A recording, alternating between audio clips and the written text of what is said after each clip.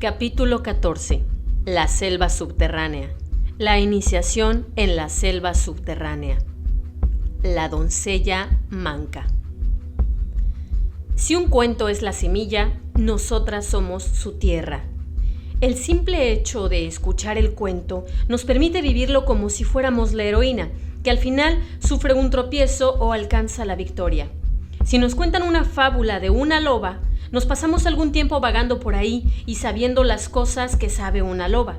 Si el cuento gira en torno a una paloma que al final encuentra a sus crías, sentimos durante algún tiempo que algo se mueve detrás de nuestro pecho cubierto de plumas.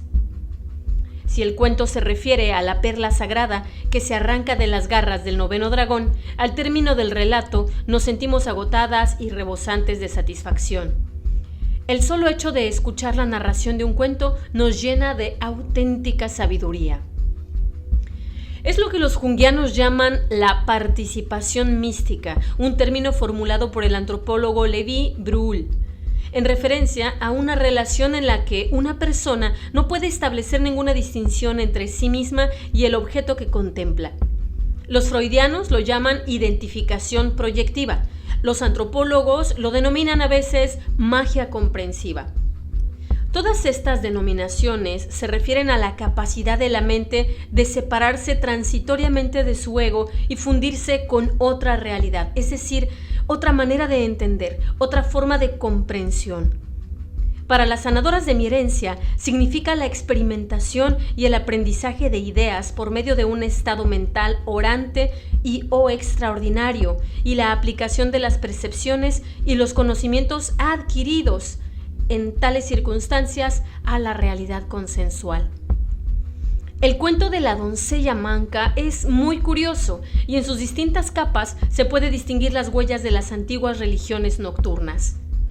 El cuento está estructurado de tal manera que las oyentes participan en las pruebas de resistencia a que se somete la heroína, pues es tal su amplitud que se tarda mucho rato en contarlo y más rato todavía en asimilarlo. Por regla general, lo cuento en 7 noches y a veces, según el tiempo de oyentes, en 7 semanas y ocasionalmente en 7 meses, dedicando una noche, una semana o un mes a cada tarea del cuento y con justa razón. El cuento nos conduce a un mundo que se encuentra más allá de las raíces de los árboles. Desde esa perspectiva vemos que la doncella manca ofrece material suficiente para todo el proceso vital de una mujer. Gira en buena parte en torno a los viajes de la psique de una mujer. A diferencia de otros relatos que hemos examinado en este libro, en los que se nos narra una actividad determinada o un aprendizaje determinado que se produce a lo largo de unos días o unas semanas, la doncella manca abarca un viaje de muchos años de duración, el viaje de toda la vida de una mujer. Por consiguiente, se trata de algo muy especial, por lo que un buen ritmo para asimilarlo consiste en sentarnos a leerlo con nuestra musa, estudiando sus distintos componentes a lo largo de un prolongado periodo de tiempo. La doncella manca trata de la iniciación de las mujeres en la selva subterránea por medio del rito de la resistencia. La palabra resistencia puede interpretarse como la capacidad de seguir adelante sin desmayo y aunque ello constituye a veces una parte de las tareas que se ocultan detrás del cuento, el término significa también endurecimiento, robustecimiento y fortalecimiento. Y esta es la principal fuerza propulsora del cuento y el rasgo generativo de la larga vida psíquica de una mujer. No seguimos adelante porque sí. La resistencia significa que estamos haciendo algo importante. La enseñanza de la resistencia se produce en toda la naturaleza. Cuando nacen los lobeznos, en las almohadillas de sus arpas son tan suaves como la arcilla y solo se endurecen gracias a los paseos, vagabundeos y caminatas que les obligan a hacer sus progenitores. De esta manera pueden encaramarse y saltar sobre la afilada grava, los purizantes ortigas e incluso los vidrios rotos sin lastimarse. He visto madres lobas sumergir a sus cachorros en las corrientes más frías que se pueda imaginar. correr hasta casi derrengar y agotar al cachorro y seguir corriendo a pesar de todo. Lo hacen para fortalecer a su dulce y pequeña criatura, para aumentar su vigor y su elasticidad. En la mitología, la enseñanza de la resistencia es uno de los ritos de la gran madre salvaje, el arquetipo de la mujer salvaje. Es su eterno ritual para fortalecer a sus crías. Es ella la que nos fortalece y nos hace poderosas y resistentes. Pero ¿dónde tiene lugar este aprendizaje? ¿Dónde se adquieren estas cualidades? En la selva subterránea, el mundo subterráneo de la sabiduría femenina. Es un mundo salvaje que se encuentra debajo del mundo percibido por el ego. Durante nuestra estancia ahí, se nos infunde el lenguaje y la sabiduría instintiva. Desde aquel privilegiado punto de observación, comprendemos lo que no es tan fácil comprender desde el punto de vista del mundo de arriba. La doncella del cuento efectúa varios descensos. Cuando termina una tanda de descensos y transformación, empieza otra. Todas las tandas alquímicas se completan con una nigredo, una pérdida, una rubedo, un sacrificio y una albedo, una iluminación, una detrás de otra. El rey y la madre del rey tienen una tanda cada uno. Todos estos descensos y estas pérdidas, estos hallazgos y fortalecimientos representan la iniciación a lo largo de toda la vida de la mujer en la renovación de lo salvaje. En distintas partes del mundo, la doncella manca se llama Manos de Plata, la novia manca, el vergel. Los folcloristas han contado más de 100 versiones del relato. El núcleo de la versión literaria que yo reproduzco aquí me lo proporcionó mi tía Magdalena, una de las grandes trabajadoras del campo y la granja de mi infancia. Otras variaciones circulan por toda la Europa oriental y central, pero en realidad la profunda experiencia femenina que se oculta detrás del cuento está en cualquier lugar donde se siente el anhelo de la mujer salvaje.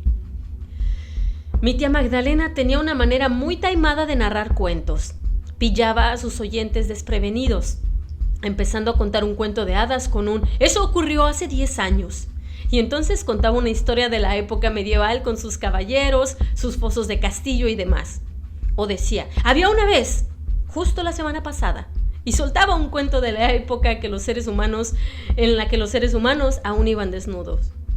He aquí, por tanto, la antigua, moderna doncella manca. Había una vez, hace unos días, el hombre que vivía camino abajo aún poseía una enorme piedra que molía el trigo de los aldeanos y lo convertía en harina. El molinero estaba pasando por una mala época, pues solo le quedaba la áspera y enorme muela que guardaba en un cobertizo y un precioso manzano florido que crecía detrás de éste. Un día, en que se fue al bosque con su hacha de plateado filo para cortar la leña, apareció un extraño viejo de detrás de un árbol. «No hace falta que te atormentes cortando leña», graznó el viejo. «Te cubriré de riquezas si me das lo que hay detrás de tu molino». «¿Y qué otra cosa hay detrás de mi molino sino el manzano florido?», se preguntó el molinero, que aceptó el trato del viejo. «Dentro de 3 años vendré a llevarme lo que es mío», dijo el forastero soltando una carcajada mientras se alejaba renqueando entre los árboles. El molinero se tropezó con su mujer por el camino. Había huido a toda prisa de la casa con el delantal volando al viento y el cabello alborotado. «Esposo mío, al dar la hora apareció en la pared de nuestra casa un soberbio reloj. Nuestras rústicas sillas fueron sustituidas por otras tapizadas de terciopelo. En nuestra pobre despensa abundan las piezas de casa y nuestras arcas y cajas están llenas a rebosar. Te suplico que me digas cómo ha podido suceder tal cosa». Justo en aquel momento, unas sortijas de oro aparecieron en sus dedos y su cabello quedó recogido con una diadema dorada. «¡Oh!», exclamó el molinero contemplando con asombro cómo su pobre jubón se transformaba en una prenda de raso. Ante sus ojos, sus zuecos de madera con los desgastados tacones se convirtieron en unos espléndidos zapatos. «¡Eso es obra del forastero!», dijo con la voz entrecortada por la emoción. En el bosque me tropecé con un hombre muy extraño, vestido de negro, que me prometió riquezas sin cuento si yo le daba lo que hay detrás del molino. Ya plantaremos otro manzano, esposa mía. Oh, esposo mío, gimió la mujer mirándole como si acabaran de asestarle un golpe mortal.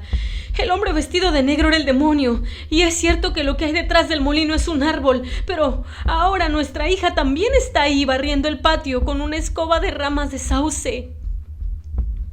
Los desconsolados padres regresaron a toda prisa a casa, derramando amargas lágrimas sobre sus ricos ropajes.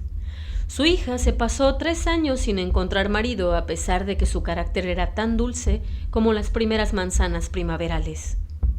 El día en que el demonio acudió a buscarla, la joven se bañó, se vistió con una túnica blanca y permaneció de pie en el centro del círculo de tiza que había trazado a su alrededor. Cuando el demonio alargó la mano para agarrarla, una fuerza invisible lo arrojó al otro lado del patio. «No tiene que volver a bañarse», gritó el demonio. «De lo contrario, no podré acercarme a ella». Los padres y la hija se asustaron. Pasaron varias semanas en cuyo transcurso la hija no se bañó, por cuyo motivo tenía todo el cabello pegajoso, las uñas orladas de negro, la piel grisácea y la ropa tiesa y ennegrecida a causa de la suciedad. Cuando la doncella más parecía una bestia que una persona, el demonio regresó. Pero la joven rompió a llorar con desconsuelo.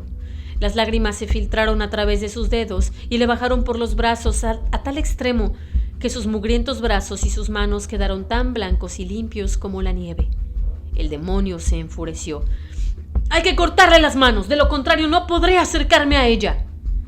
El padre se horrorizó. «¿Quieres que le corte las manos a mi propia hija?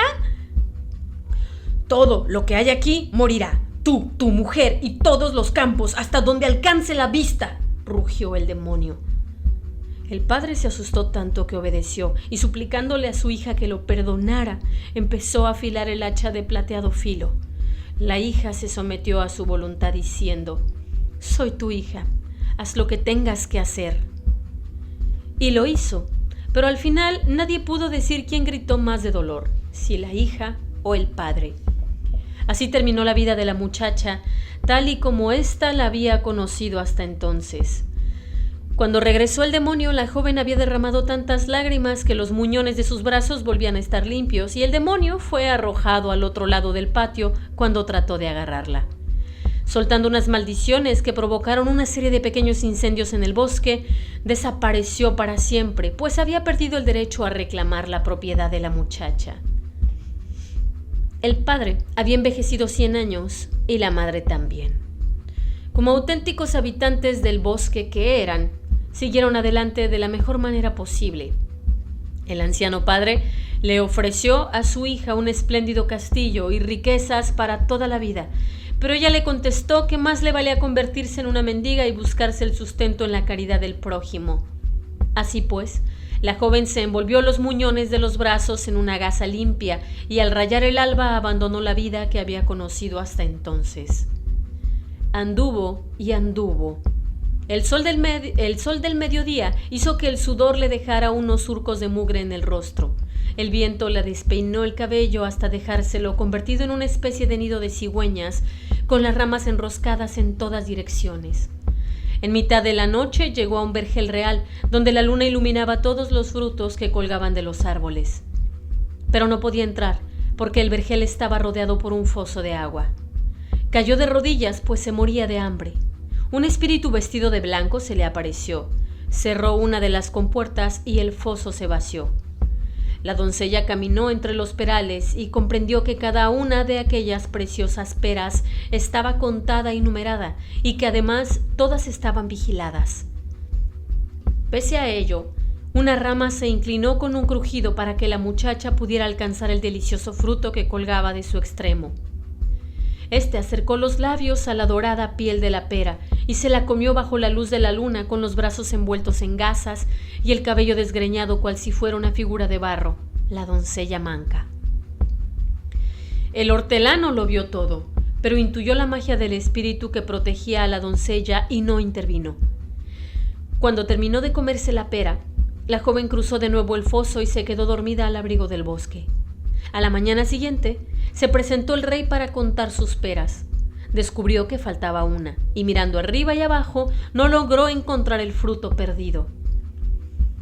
«Anoche 2 espíritus vaciaron el foso», le explicó el hortelano. «Entraron en el vergel a la luz de la luna, y uno de ellos, que era manco, se comió la pera que la rama le ofreció». El rey dijo que aquella noche montaría guardia.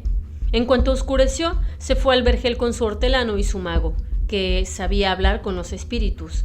Los 3 se sentaron debajo de un árbol e iniciaron la vigilancia. A medianoche apareció la doncella flotando por el bosque, envuelta en sucios andrajos, con el cabello desgreñado, el rostro tiznado de mugre y los brazos sin manos, en compañía del espíritu vestido de blanco. Ambos entraron en el vergel de la misma manera que la primera vez. Un árbol volvió a inclinar amablemente una de sus ramas hacia ella, y la joven se comió la pera de su extremo. El mago se acercó a ellos, aunque no demasiado, y les preguntó: «¿Sois de este mundo o no sois de este mundo?» «Yo era antes de este mundo, pero no soy de este mundo». «¿Es un ser humano o es un espíritu?», le preguntó el rey al mago. El mago le contestó que era lo uno y lo otro. Al rey le dio un vuelco el corazón y corriendo hacia ella exclamó: «No te abandonaré. A partir de este día yo cuidaré de ti». En su castillo le mandó hacer unas manos de plata que le acoplaron a los brazos, y así fue como el rey se casó con la doncella manca. A su debido tiempo, el rey tuvo que combatir una guerra contra un reino lejano y le pidió a su madre que cuidara de la joven reina, pues la amaba con todo su corazón. «Si da a luz un hijo, envíame inmediatamente un mensaje». La joven reina dio a luz una preciosa criatura, y la madre del rey envió un mensajero al soberano para comunicarle la buena nueva. Pero por el camino, el mensajero se cansó, y al llegar a un río se sintió cada vez más soñoliento, hasta que al final se quedó completamente dormido a la orilla de la corriente. El demonio apareció por detrás de un árbol y cambió el mensaje por otro en el que se decía que la reina había dado a luz una criatura que era medio persona y medio perro.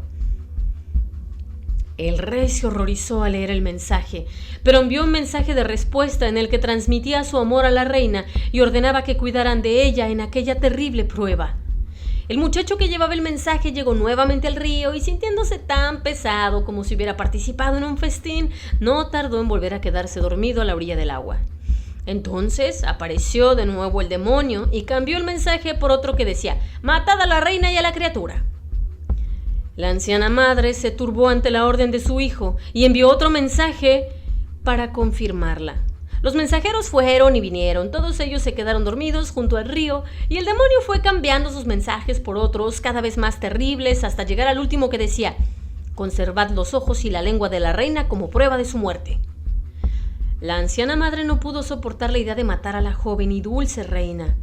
En su lugar, sacrificó una paloma y le arrancó los ojos y la lengua y los guardó. Después ayudó a la joven reina a sujetarse la criatura al pecho, la cubrió con un velo y le dijo que huyera para salvar su vida. Ambas mujeres lloraron y se despidieron con un beso. La joven reina anduvo hasta llegar al bosque más grande y frondoso que jamás en su vida hubiera visto. Lo recorrió en todas direcciones, tratando de encontrar un camino. Cuando ya estaba oscureciendo, se le apareció el espíritu vestido de blanco y la guió hasta una humilde posada que regentaban unos bondadosos habitantes del bosque. Otra doncella vestida de blanco la acompañó al interior de la posada y la llamó por su nombre. La criatura fue depositada en una cuna. «¿Cómo sabes que soy una reina?», le preguntó la doncella manca.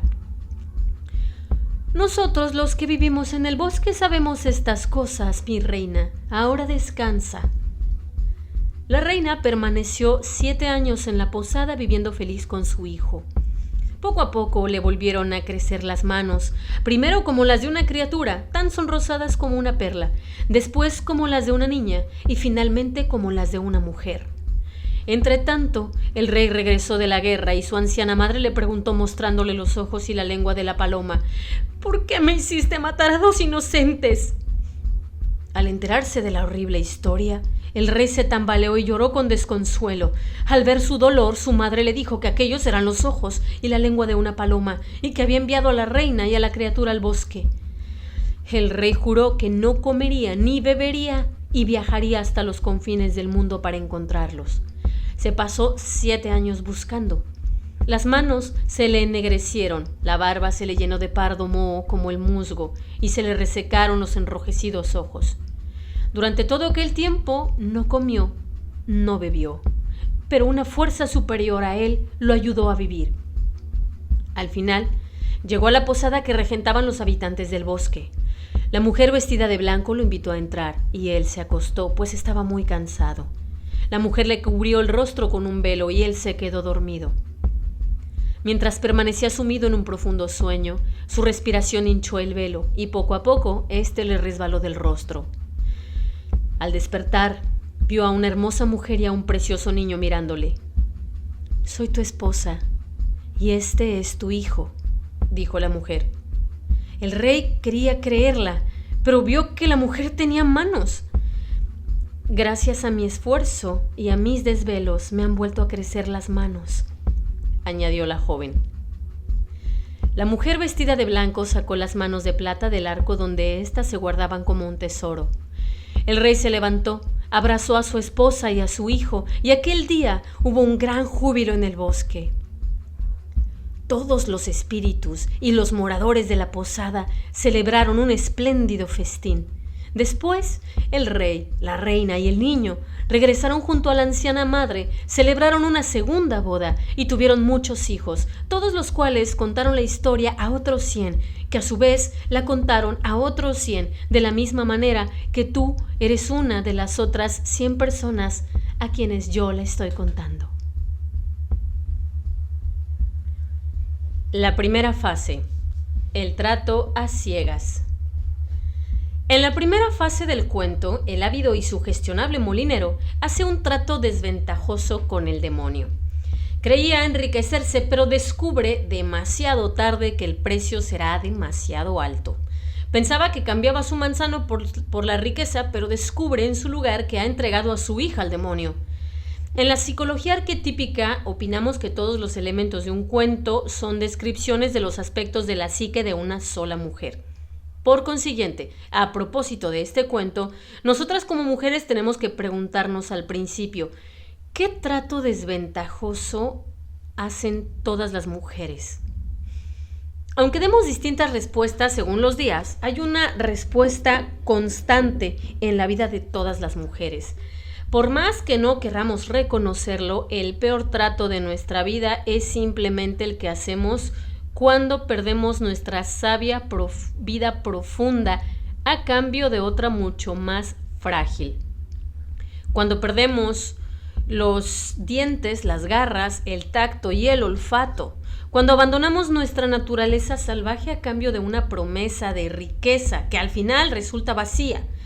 Como el padre del cuento, hacemos este trato sin darnos cuenta de la tristeza, el dolor y el trastorno que nos provoca. Podemos ser muy hábiles en nuestra actuación exterior, pero casi todas las mujeres, a poca ocasión que tengan, optan al principio por cerrar un trato desventajoso. La concentración de este espantoso trato constituye una enorme y significativa paradoja. Aunque el hecho de no saber elegir se podría considerar un acto patológico de autodestrucción, con mucha frecuencia constituye un acontecimiento decisivo que lleva aparejada una amplia oportunidad de volver a desarrollar la naturaleza instintiva. En este sentido, aunque haya pérdida y tristeza, el trato desventajoso, como el nacimiento y la muerte, es una útil caída del acantilado proyectado por el yo para introducir a una mujer a las profundidades de su naturaleza salvaje. La iniciación de la mujer empieza con el trato desventajoso que hizo mucho tiempo atrás cuando estaba todavía medio dormida. Eligiendo lo que a ella le parecía una riqueza, se dio a cambio el dominio sobre algunas y a menudo todas las partes de su apasionada y creativa vida instintiva. El sopor de la psique femenina es un estado muy parecido al sonambulismo. En su transcurso caminamos y hablamos, pero estamos dormidas.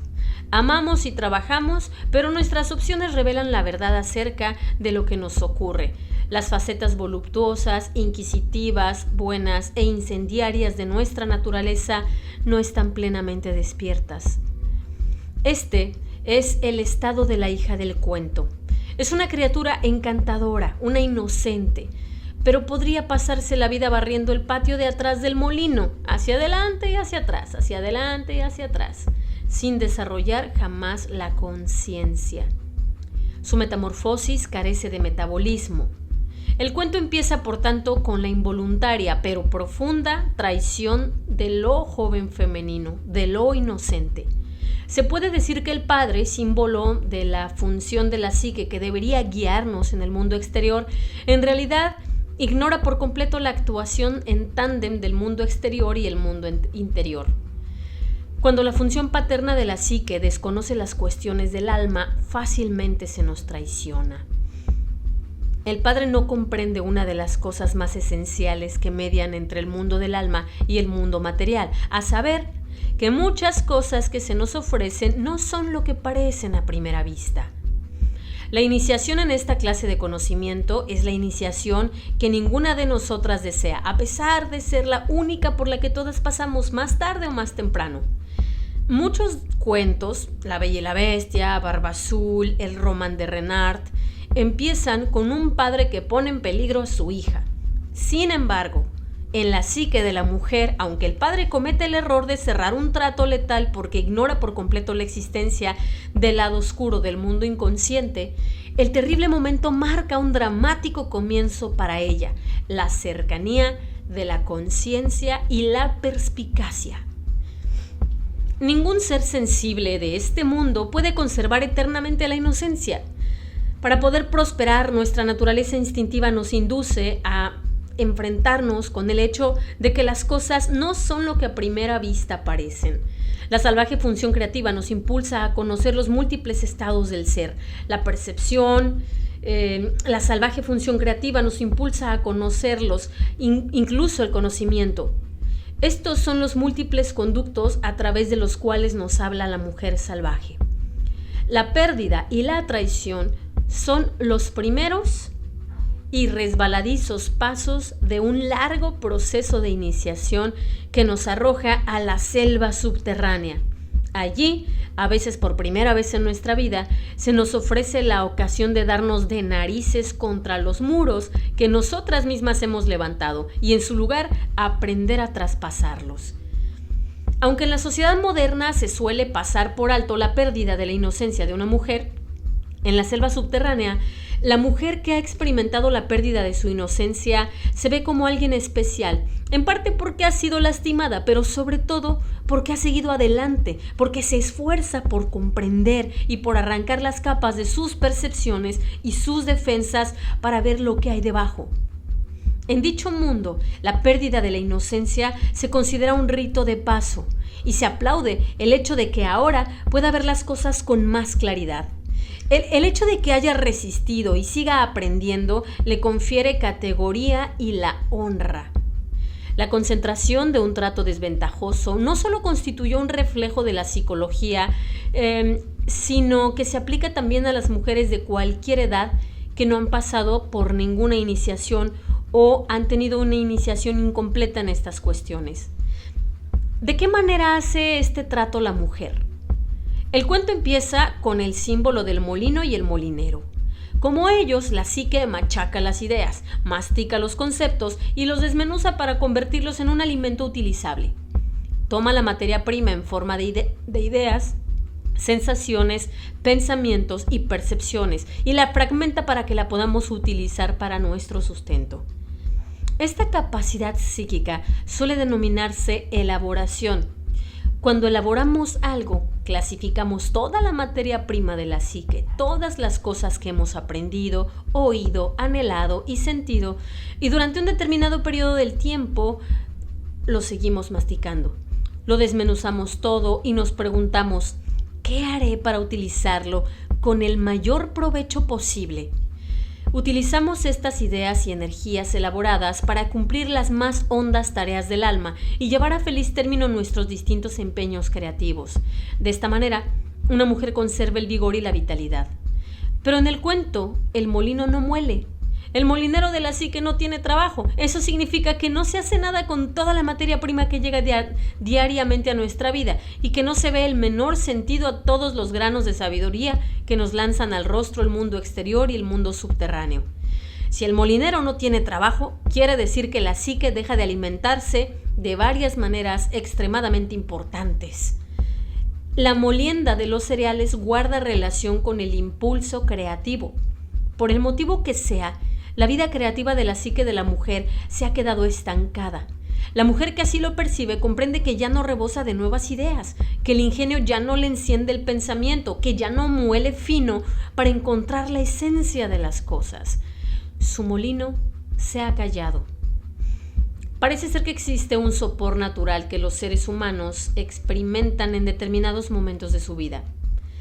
En la educación de mis hijos y en mi trabajo con un mismo grupo de inteligentes niños a lo largo de varios años, he visto que este sueño desciende sobre los niños hacia la edad de los 11 años. Es cuando empiezan a tomarse cuidadosamente medidas y a compararse con los demás. En este periodo, sus ojos pasan de la claridad al oscurecimiento, y a pesar de que no paran de moverse, se mueren a menudo irremediablemente de frío.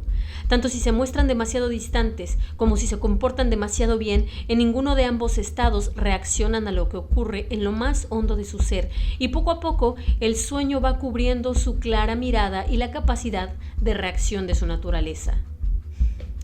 Supongamos que en el transcurso de este periodo nos ofrecen algo a cambio de nada, que hemos conseguido en cierto modo creer que si nos quedamos dormidas, algo bueno nos ocurrirá.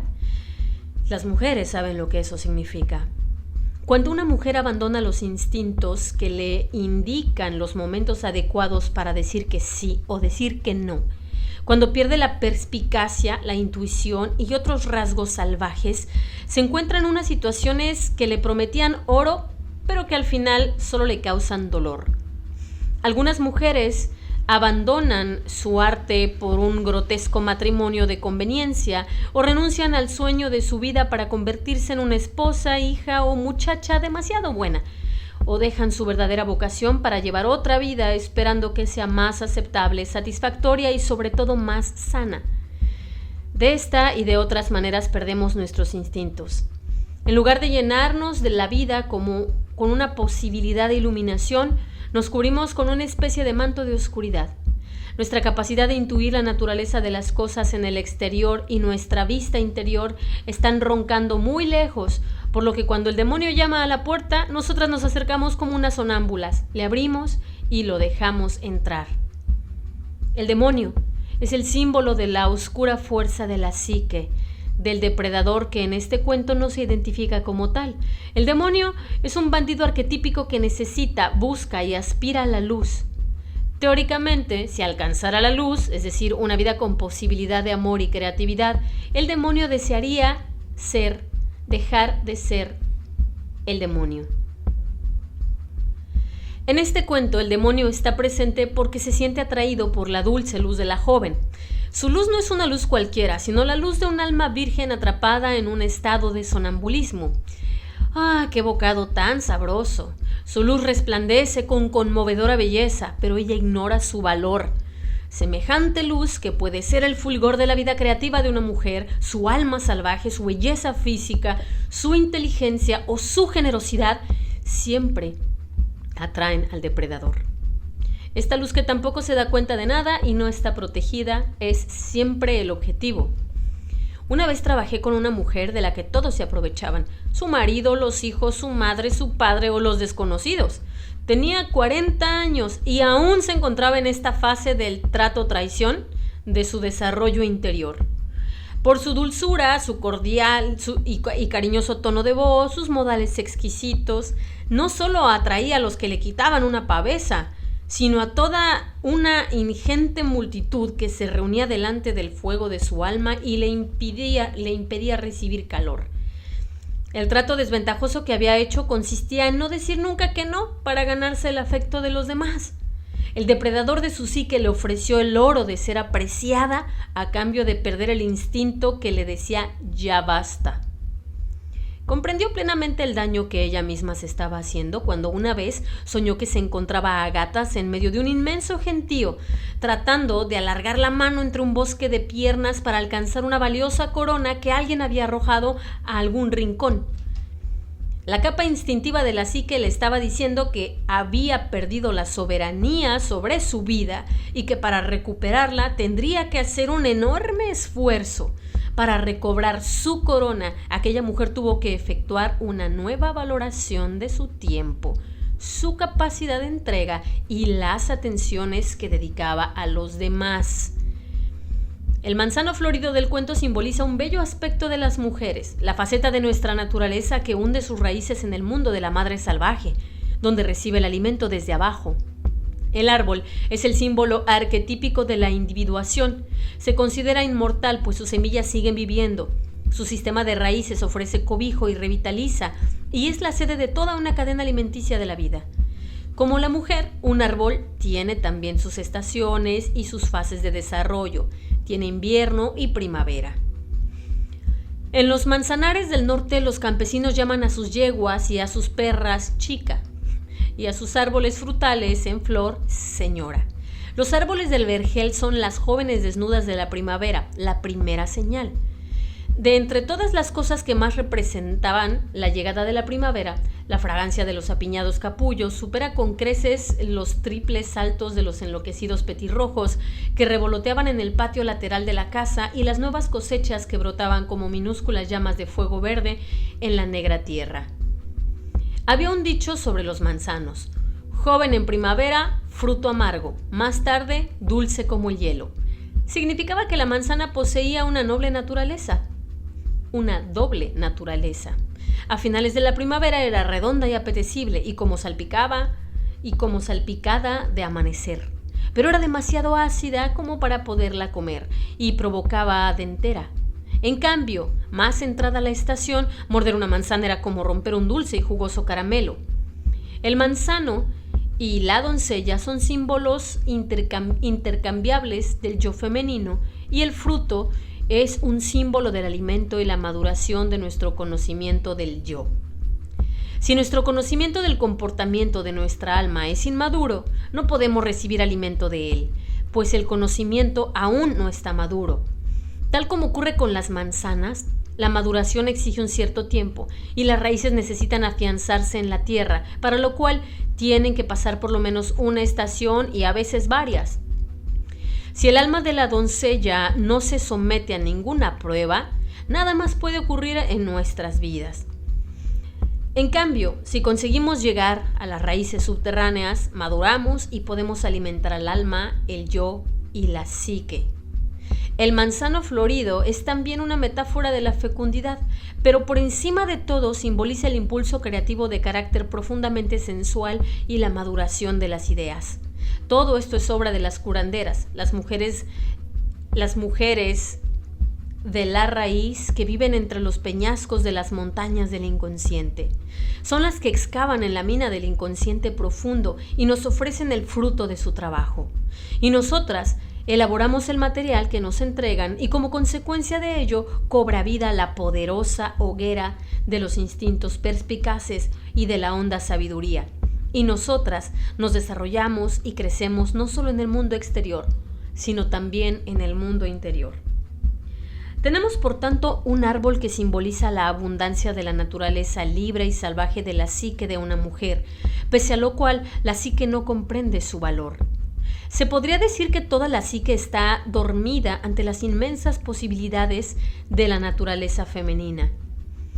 Cuando hablamos de la vida de una mujer en relación con el símbolo del árbol, nos referimos a la desbordante energía femenina que nos es propia y que se manifiesta de manera cíclica a modo de mareas que suben y bajan con regularidad, de la misma manera que la primavera psíquica sucede al invierno psíquico. Sin la renovación de este floreciente impulso en nuestras vidas, la esperanza queda sepultada y no se remueve la tierra de nuestra mente y nuestro corazón.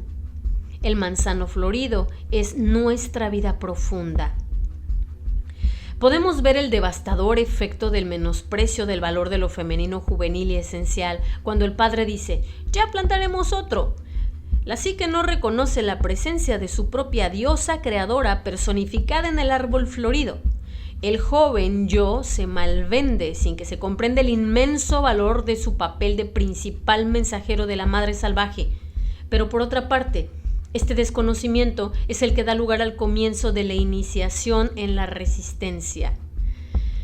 El desventurado molinero sin trabajo había empezado a cortar leña. Es muy duro cortar leña, ¿verdad?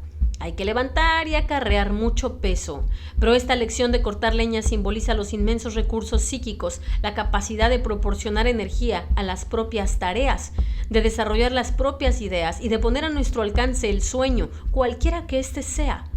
Por consiguiente, cuando el molinero empieza a cortar, podríamos decir que la psique ya está llevando a cabo la dura tarea de buscar la luz y el calor. Sin embargo, el pobre ego anda siempre buscando la manera de escabullirse. Cuando el demonio sugiere al molinero la posibilidad de liberarse de aquel duro esfuerzo a cambio de la luz de lo femenino profundo, el ignorante molinero acepta el trato. De esta forma sellamos nuestro destino. En lo más hondo de las zonas invernales de nuestra psique nos faltan provisiones y sabemos que no es posible una transformación sin esfuerzo. Sabemos que tendremos que arder totalmente de la manera que sea, sentarnos directamente sobre las cenizas de la mujer que antaño creíamos ser y seguir adelante a partir de ahí. Pero otra faceta de nuestra naturaleza, una parte más propensa a la languidez, confía en que no sea así y en que cese el duro esfuerzo para poder sumirse de nuevo en el sopor. Cuando aparece el depredador, ya estamos preparadas para recibirlo y lanzamos un suspiro de alivio pensando que a lo mejor hay un camino más fácil. Cuando nos negamos a cortar leña, se le cortan las manos a la psique, pues sin el esfuerzo psíquico, las manos psíquicas se marchitan. Sin embargo, este deseo de cerrar algún trato para librarnos del duro esfuerzo es tan humano y corriente que asoma encontrar a alguna persona que no haya hecho el pacto. La opción es tan frecuente que si tuviéramos que dar un ejemplo tras otro de mujeres y hombres que deseen liberarse de la tarea de cortar leña y vivir una existencia más fácil perdiendo con ello las manos, es decir, el control de su vida, no terminaríamos nunca. Por ejemplo, una mujer se casa por motivos equivocados y se amputa la vida creativa. Una mujer tiene una preferencia sexual y se obliga a sí misma a aceptar otra. Una mujer quiere ir a hacer algo importante, pero se queda en casa cortando recortes de periódico. Una mujer quiere vivir su vida, pero ahorra pequeños retazos de su vida como si fueran corderitos. Una mujer consciente de su valía como persona entrega un brazo, una pierna o un ojo a cualquier amante que se le pone por delante. Una mujer rebosa de radiante creatividad, pero invita a sus vampíricos amigos a chuparle la sangre. Una mujer necesita seguir adelante con su vida, pero algo en ella le dice: no, si te dejas atrapar, estarás segura. Es como lo del yo te doy esto y tú me darás aquello del demonio, hacer un pacto sin saber. De esta manera, el que estaba destinado a ser el nutritivo y floreciente árbol de la psique pierde poder. Pierde sus flores y su energía, se vende por una miseria, se ve obligado a desperdiciar su potencial sin comprender el trato que ha hecho. Todo el drama empieza casi siempre y afianza su poder fuera de la conciencia de la mujer. Sin embargo, hay que subrayar que es ahí donde empieza todo el mundo. En este cuento, el padre representa el punto de vista del mundo exterior, el ideal colectivo que presiona a las mujeres para que se marchiten en lugar de ser salvajes. Aún así, no tienes por qué avergonzarte ni reprocharte nada si has malbaratado las floridas ramas. Sí, no cabe duda de que has sufrido por ella, y es posible que hayas desperdiciado años e incluso décadas. Pero hay una esperanza. La madre del cuento de hadas anuncia a toda la psique lo que ha ocurrido. ¡Despierta!, le dice. ¡Mira lo que has hecho! El despertar es tan inmediato que hasta duele, pero sigue siendo positivo, pues la insípida madre de la psique, la que antes había contribuido a diluir y amortiguar las sensaciones, acaba de despertar a la horrible realidad del pacto. Ahora, el dolor de la mujer es consciente, y cuando el dolor es consciente, la mujer puede hacer algo con él, lo puede utilizar para aprender, fortalecerse y adquirir sabiduría. A largo plazo, habrá algo todavía más positivo. Aquello que se ha regalado se puede recuperar y puede volver a ocupar el lugar que le corresponde en la psique. Ya lo verás.